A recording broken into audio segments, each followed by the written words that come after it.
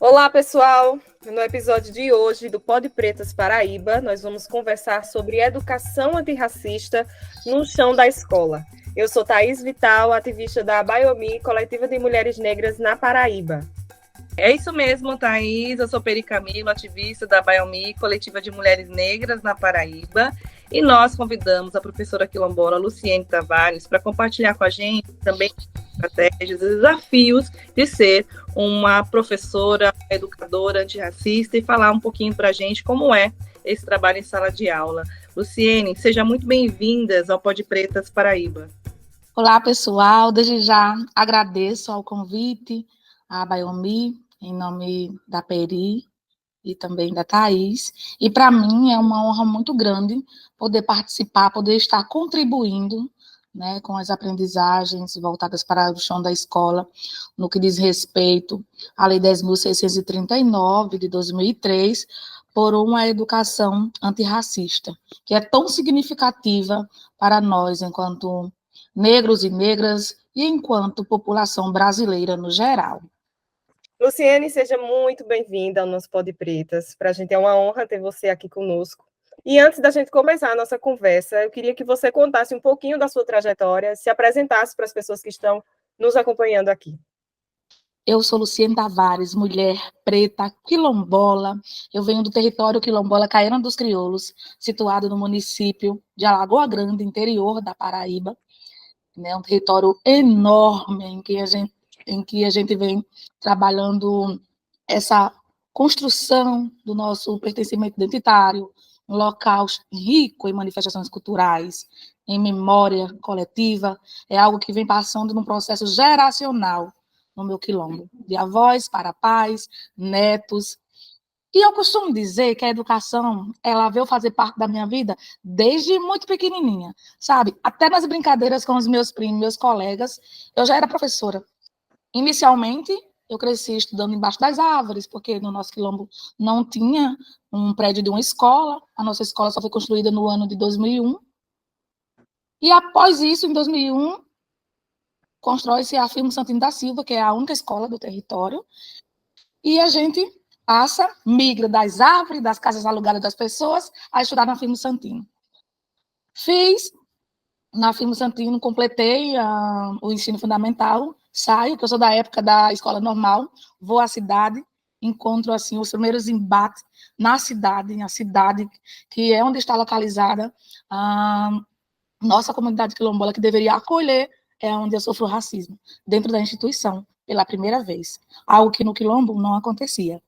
E aí lá eu faço escola normal, né, o magistério, e retorno para a escola para compor o corpo docente. Nossa, para mim foi uma alegria. Eu volto para a escola do meu quilombo, que eu vejo cada tijolinho sendo sentado para compor o corpo docente na escola que eu corri enquanto aluna nos corredores. E aí, já em meado de... A lei 10.639, ela foi promulgada em 2003, mas eu só vim ter contato com a legislação em 2009, na escola normal, quando eu sofri um racismo, por ser mulher negra. E aí eu queria entender de como eu poderia me defender daquilo tudo. Como era que eu poderia, eu única menina negra dentro da sala de aula, sofrendo racismo, como que eu poderia me defender? E eu sempre fui buscando, através da escolarização, conseguir avançar meus conhecimentos voltados para as relações étnico-raciais. E eu encontrei lá dentro dos TCCs, das pessoas que já tinham saído da escola normal, uma pesquisadora que falava sobre a Lei 10.639 de 2003. Isso já era 2009. E era um trecho bem curtinho. E foi nele que eu me baseei. Aí deu aquele estalo. Nossa, tinha uma lei, e é desde 2003. Eu vou estudar sobre essa lei, e o meu TCC aqui vai ser preconceito racial dentro da sala de aula. E foi aí que começou os meus estudos voltados para as questões étnico-raciais. Retornando para a escola, do meu quilombo, onde era como se fosse um lugar à parte do nosso quilombo. A gente ia para a ciranda, a gente ia para a novena, a gente ia para os nossos batuques, a gente tinha... Era como se a gente tivesse uma outra vida sem ser dentro da escola. A escola era como se fosse um local bem distante, porque lá não se tratava nada disso. E aí, pela lei, eu fui entendendo que isso era possível. E com meus colegas professores, juntamente com a escola também, com o restante dos profissionais da escola, a gente começou os primeiros passos a trabalhar a Lei 10.639 em sala de aula, né, no chão da escola, convidando a comunidade para fazer escuta, as lideranças, sabendo os saberes e os fazeres dos mais velhos, a questão da medicina natural. E isso me desmembrou assim, porque eu já era da Organização de Mulheres Negras, enquanto membro. E a Organização de Mulheres Negras ela sempre esteve presente na escola, através da Bamidele, que era a Organização de Mulheres Negras na Paraíba. Então, isso me deu um subsídio muito grande. E depois a gente conseguiu ser formado. Foi a primeira e a única formação que teve lá no município, voltado para as questões étnico-raciais, através da Lei 10.639. Aí, mais adiante, assumi a gestão da escola. Fiquei na escola quase 10 anos. Em 2018, pelas políticas partidárias que tomam os lugares das políticas públicas, nós somos exonerados, a equipe de pessoas que trabalhava da comunidade, eu fui o principal alvo, né, que estava à frente naquele momento da instituição, e fiquei desempregada e comecei a minha largada para conquistar outros espaços através da escolarização. Meti a cara no mestrado e consegui. Então, eu também fiz a minha pesquisa, né, na UEPB, no mestrado foi voltado para a formação de professores, continuária de professores, e sobre as memórias e saberes de Caiana dos Crioulos, como contribuição para a formação, né, dos profissionais de educação, mas focado para os professores, através dos conhecimentos dos idosos da comunidade. Dentro de toda essa trajetória que você traz para a gente, eu gostaria de perguntar para você o que significa poder promover uma educação antirracista no seu dia a dia, ali no chão da escola, e como é que você faz, quais estratégias você busca para que essas crianças, assim como você foi um dia, possam entender a importância da sua identidade, possam entender a importância da sua luta, a importância de como é ser negro, do que é ser negro, e a importância também dessa educação antirracista começar lá, nos primeiros anos para essas crianças. Como é que você faz e o que isso significa para você? O primeiro passo é a escuta, porque a escola é um coletivo, desde o aluno, ao professor, ao porteiro, ao merendeiro, a toda pessoa que está ali dentro daquele ambiente. E a escola não é só a formação escolar, não é só o conhecimento que está ali dentro, do portão para dentro, mas também a junção do conhecimento que está ali naquele território que a escola está localizada.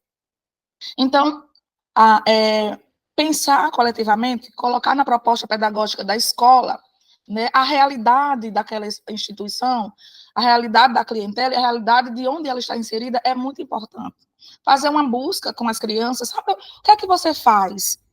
Sempre pensar que ao desenhar, ao planejar a sua aula, né, a sua semana de aula, pensar o seguinte: eu vou trazer esse conteúdo, ele pode ser macro, que na maioria das vezes a gente vê que é um conteúdo bem macro, e deveria se assimilar mais no micro da realidade local, mas a gente pode pegar aquilo e transformar, apresentar aquilo, colocar, mas também deixar um espaço para que a criança ela possa pensar, possa se expressar, porque elas têm autonomia para isso.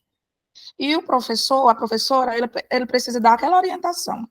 Eu sempre, quando eu fiz a escola no Raul Magistério, em seguida eu fiz pedagogia, eu sou pedagoga de formação, e mais adiante eu fiz psicopedagogia, antes de fazer o mestrado. E eu gostava muito de trabalhar na esteira, que é produzida na nossa comunidade, que é uma espécie de tapete construído da palha da bananeira. E a gente tem esteira no meu quilombo em todo canto. E como eu trabalhei quase 5 anos com educação infantil, quase 7 anos com a educação infantil, não estou me recordando agora, mas foi entre 5 e 7 anos com a educação infantil. O que eu fazia? Colocava a esteira no chão e na contação de história, que é bem pertinente, né, da educação infantil, eu sempre perguntava, o que é que vocês gostam de ouvir? Aí eles falavam, geralmente eles vão iniciar falando por aquela história geralzona. Aí eu, em casa, alguém conta história para vocês? O vovô conta, a vovó conta, qual é a história? E sempre ia vindo a história do quilombo, porque é essa história que a gente escuta. Se a gente vai para casa de farinha, na raspagem da mandioca, tem as adivinhas, tem as histórias. Se vai para o terço, vai contando. E aí eles iam colocando aquelas histórias. É importante também a escola fazer esse convite, porque a partir do momento que uma criança vê sua avó contando uma historinha ali para toda escola, para todos os outros coleguinhas, isso é muito significativo, porque são conhecimentos que, mesmo pautados na oralidade, na maioria das vezes, mas são valiosos e são formativos. E eles precisam se somar aos conhecimentos escolarizados, ao que está posto na legislação. É fazer aquilo que está na lei, no papel, ser exercido na prática. Aí você me pergunta, mas você, para trabalhar, trabalhava só a ciranda? Não, porque a gente pergunta às crianças, elas gostam de outras coisas. E a gente trabalha as outras coisas que elas gostam também, porque isso também faz parte. Isso é a nossa realidade. A gente não só gosta de alguma coisa. E também, se escolher só um para gostar, tudo certo. Mas quando a gente trabalhava os gêneros musicais, então eu trazia muita cultura nordestina. Aí depois partia para a cultura do Brasil no geral. Então a gente formava os grupos, desde a ciranda, com o coco de roda, de forró, hip hop. Tinha os meninos que gostavam do funk, a gente trabalhava também. E sim, para a gente mostrar que nós somos uma diversidade em todos os sentidos. Da mesma forma com a questão da religiosidade. Nós temos uma diversidade religiosa. E eu costumo dizer assim, o Estado é laico, a gente não trabalha a religião, mas a gente trabalha o respeito à diversidade religiosa. A gente precisa respeitar o do outro, se a gente quiser que o outro respeite o nosso. Então, vamos trabalhar o respeito e a valorização de toda essa diversidade religiosa. Vamos colocar numa letra lá, vamos apresentar assim um ponto, vamos apresentar, se tiver que apresentar o louvor, se tiver que apresentar, e colocar, porque cada um tem a sua fé. Lu, você traz, né, essas suas experiências e também os impactos, né, da sua luta antirracista dentro da escola, o quanto isso impacta na vida das pessoas, dos estudantes, né? Mas também a gente imagina que muitos são os desafios que você deve enfrentar para poder tratar essa questão da educação antirracista dentro da escola, né? Então, eu gostaria que você falasse um pouquinho quais são esses desafios que você enfrenta ao abordar o racismo e as desigualdades raciais com os seus estudantes. As instituições, pelo menos as da realidade, eu vou focar sempre na realidade quilombola, mas isso se aplica a outras realidades também, de acordo com o local, ela não tem só crianças daquele local ali. A gente recebe crianças de outros locais, de outras localidades. Então, por exemplo, na instituição do meu quilombo, tinha crianças do quilombo e crianças de outras comunidades que não eram comunidades quilombola, mas que vinham e eram atendidas dentro da comunidade quilombola, que era a escola mais próxima. Então, trabalhar a educação antirracista com as crianças do quilombola, tinha uma tranquilidade maior, porque as crianças já estavam acostumadas ali, a gente sempre teve a ONG presente que trabalhava essas questões dentro da comunidade, e agora o mais difícil era trabalhar com as comunidades que chegavam, porque a gente ia começar da base, né? Porque muitas vezes as crianças nem queriam se expressar, porque viam uma falinha ou outra de cunho racista, sim, e ficavam com vergonha. Então a gente precisava trabalhar para a desconstrução, né, desses racismos ali que estavam surgindo. Mas também era tranquilo. Trabalhar com as crianças, eu sempre vi que era tranquilo, não tinha tanta resistência. É mais complicado trabalhar com adulto, com professor. E eu digo trabalhar com professor porque já tem uma mentalidade ali mais firme. Então, você precisa estar preparado para conhecer o novo e se reconhecer e tirar alguns preconceitos e racismo enraizado que está ali dentro de você. E nem todo mundo está aberto para isso. E quando o profissional ele não está aberto para isso, ele reforça o racismo em sala de aula. A criança é quem sofre com isso. Porque qualquer situação de racismo que acontece dentro de uma sala de aula, O professor ele pode estar fazendo o que ele estiver fazendo ali no planejamento. Ele precisa mudar a rota. Ele precisa parar e ali é a vez dele conversar, de ir para o diálogo. E dá para fazer isso desde a educação infantil até a universidade. A gente tem avançado. Não é um trabalho fácil, é um trabalho de formiguinha. Atualmente eu estou supervisora na escola quilombola, aqui na capital, né, João Pessoa. E é uma escola quilombola urbana, né? Eu saio da realidade de uma escola quilombola rural de quase 10 anos, aí entro numa instituição urbana, estou como supervisora, né? Sou uma das pedagogas lá da instituição e coordeno a equipe de professores, né? Então, eu sempre coloco isso para os professores que eu coordeno.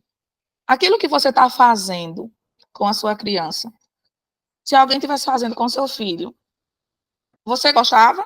Você gostaria? Não precisa me responder. Mas se sim, é porque está dando certo.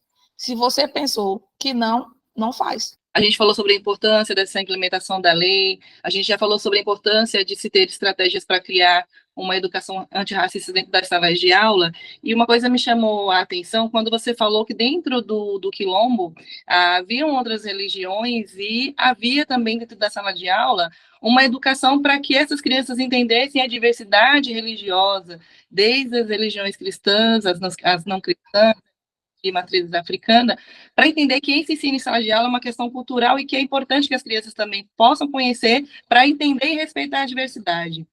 Aí, essa fala me chamou a atenção porque há uma psicóloga, Jaqueline Gomes de Jesus, que em uma de suas pesquisas, ela traz dizendo que o racismo religioso é um dos desafios para a implementação da Lei 10.639. Você concorda que o racismo religioso também é um desafio para a implementação da lei? E você, enquanto educadora, já teve algum tipo de desafio ou de dificuldade de falar sobre essas religiões de matriz africana dentro da sala de aula?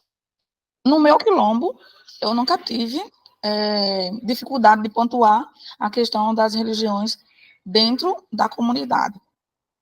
Quando me fazem essa pergunta voltada ao meu território, eu sempre falo assim, a gente cresce assim no meu quilombo.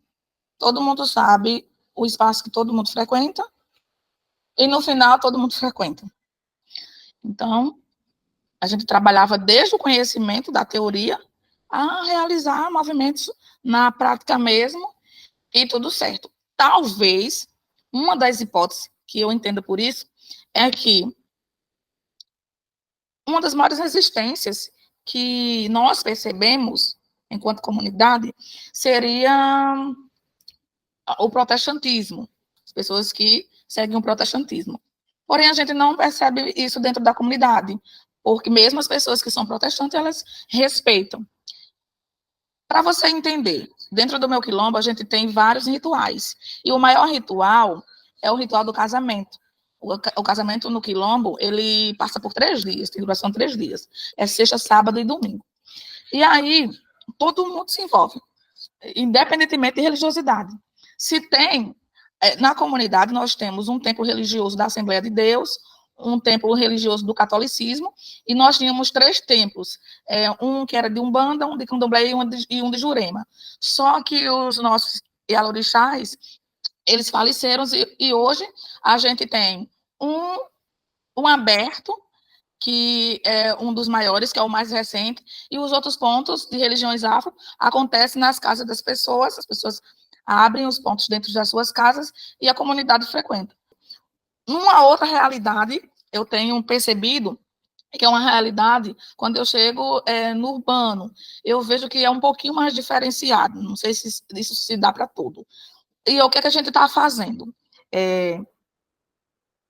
Um quantitativo mais numeroso de pessoas, enquanto o local, o município é maior, mas há uma diversidade religiosa gigantesca, pessoas que vêm de vários locais, de vários estados, então, e que muitas vezes não estava acostumado com aquela realidade. Então, acha que é o novo. E a sociedade brasileira, ela sempre impôs que a religião do povo negro, da maioria das pessoas, da população negra, era uma religiosidade que fazia o mal, né? Jogava todo estereótipo. Então, tudo aquilo que era voltado para o nosso era aquilo de cunho pejorativo, de ruim, que amedrontava, que tinha que se afastar. Então, fazer aquela criança desconstruir muitas vezes aquilo que já vem enraizado da sua família não é fácil. E muitas vezes a criança ela está com a mentalidade ali fresquinha e consegue se fazer o trabalho, mas quando chega em casa, ela é perguntada: e por que o professor está trabalhando isso? A sua escola está trabalhando dessa forma, né? E aí, qual é a estratégia que a gente está conseguindo fazer? Trabalhar com os pais, com a família. Fazer com que eles conheçam essa diversidade religiosa. Fazer com que eles aprendam que todo mundo objetiva uma felicidade, um viver bem, se é um divino, se tem um nome, se não tem, se é a natureza, se é o céu, se é um senhor, ou se não é nada. Mas cada um tem as suas particularidades. Então, a partir desse trabalho com a família, a gente consegue fazer com a criança em sala de aula e a família ela já não vai ter aqueles cortes de cunho racista de quando chega em casa. Então, é basicamente isso, é o diálogo, é a escuta, é a coletividade, é o respeito. Eu queria só que você finalizasse, né, dizendo assim, como é que a escola ela pode se comprometer para uma educação antirracista, né? Porque a gente sabe que a gente fala muito dessa questão dos professores, né, terem essa missão, mas a escola, a gestão escolar também precisa, né? Então, assim, brevemente, como é que você enxerga que a gestão escolar ela pode se comprometer com a educação antirracista? O que é que ela pode fazer? Os gestores, eles precisam ter aquele conhecimento da lei, eles precisam estar ali informados, entendidos, precisam ter um trabalho de colaboração democrático, participativo, fazer escuta, tanto dos professores, como dos alunos, como dos outros profissionais, dos cuidadores que estão ali com os alunos PCDs, né, do pessoal de apoio da escola, inspetores, vigilantes, formar. É uma equipe, todo mundo tem que estar alinhado. Professor, gestores, equipe técnicas, secretarias de educação, né? E aí a gente vai para todas as instâncias. A nossa escola, Quilombola, ela está num passo muito importante, que eu vejo como muito importante. Todo mês a gente tem o planejamento geral da escola, planejamento pedagógico. E acontece num sábado, primeiro sábado de cada mês. E aí, antes da gente ir para as demandas da escola, a gente está passando por uma formação em educação escolar quilombola, né? Via Secretaria de Educação, aí tem os parceiros da universidade, mas assim, eu vejo que a rede de João Pessoa, a rede municipal, ela tem crescido muito nessa perspectiva. A gente está com um projeto de incidência política voltado para os professores, que é lá no município de Alagoa Grande, que é com a Escola Firmo Santana da Silva, é a Organização de Mulheres Negras, que está com essa proposta, que tem o apoio do Odara e do Imaginable. E a gente está com esse projeto na incidência voltado justamente para o Plano Nacional da Educação e as relações etnoraciais, focado na educação escolar quilombola. Por quê? Lá houve uma formação em 2013, mais ou menos. Depois disso, houve uma mini formação voltada para a educação escolar quilombola, que eu fiz com os professores da escola, pela minha pesquisa. E depois a gente viu que estava parado e a gente não estava conseguindo. Então, foi a vez da ONG entrar na escola e pensar essa educação escolar das crianças. A gente gostaria de agradecer você pela disponibilidade, por estar aqui falando um pouquinho da tua história, contando um pouquinho da tua história, mas também trazendo para a gente soluções, trazendo para a gente como é importante essa lei ser efetivada, as estratégias que podem ser utilizadas, e também para que a gente possa entender, principalmente quem nos ouve, quem nos assiste, que tendo um pouquinho de vontade, de força de vontade, as autoridades, os gestores públicos, tudo dá certo, né? A gente consegue efetivar essa lei, porque não falta vontade daqueles que estão no chão da escola, né? Os professores estão aí, estão aptos, têm vontade de fazer, mas falta investimento, a gente falava isso agora há pouco, falta força de vontade daqueles que estão aí para efetivar essas leis, que são gestores públicos. Então, a gente gostaria de agradecer a você por trazer para a gente essas informações, desde as suas experiências, desde as suas estratégias, mas também as soluções que podem ser colocadas para que essa lei, de fato, seja efetivada. Eu só tenho a agradecer, né? Para mim é muito bom poder contribuir com o pouco da aprendizagem, né, que eu carrego e que eu pretendo assim levar pela minha vida. O conhecimento ele não para. E eu gostaria de finalizar o meu agradecimento com um canto que muito tem pertencido da minha vida. É um trechinho de um canto e também um trecho de uma frase, de uma palavra de Nelson Mandela, que eu sempre carrego comigo, que é bem significativo. E aí eu trago o canto de Dandara, juntamente com esse trechinho do Nelson Mandela. Eu vim da mãe África, eu vim do quilombo, já fizeram tanto pra eu tombar, mas eu não tombo. Eu vim da mãe África, eu vim do quilombo, já fizeram tanto pra eu tombar, mas eu não tombo. Ninguém nasce odiando uma pessoa pela cor da sua pele, por sua origem ou ainda por sua religião. Para odiar, as pessoas precisam aprender. E se são capazes de aprender a odiar, com certeza elas podem ser ensinadas a amar. Nelson Mandela. Gratidão pelo momento vivido aqui hoje. Axé. Ai, não teria jeito melhor, já estou arrepiada aqui, gente. Muito obrigada por tanto, viu? Luciene, você é uma potência, é sempre muito bom te ouvir, e você é uma poesia pura, quando você fala, quando você canta, você marca muito, você deixa uma marca muito importante por onde você passa. Muito obrigada pelo seu trabalho, pela sua entrevista, você contribuiu muito, né, trazendo essas suas experiências riquíssimas, e é muito importante para a gente, né, e uma mulher negra como você seguir protagonizando no enfrentamento, nessa luta contra o racismo. E o Pod Pretas Paraíba fica por aqui. Aproveitem para seguir as nossas redes sociais, no Instagram, @abayomipb, facebook.com/abayomip.pb, o nosso site, abayomipb.com, e agora no YouTube, youtube.com/abayomipb. Até o próximo episódio. Pretas na Rede é Revolução.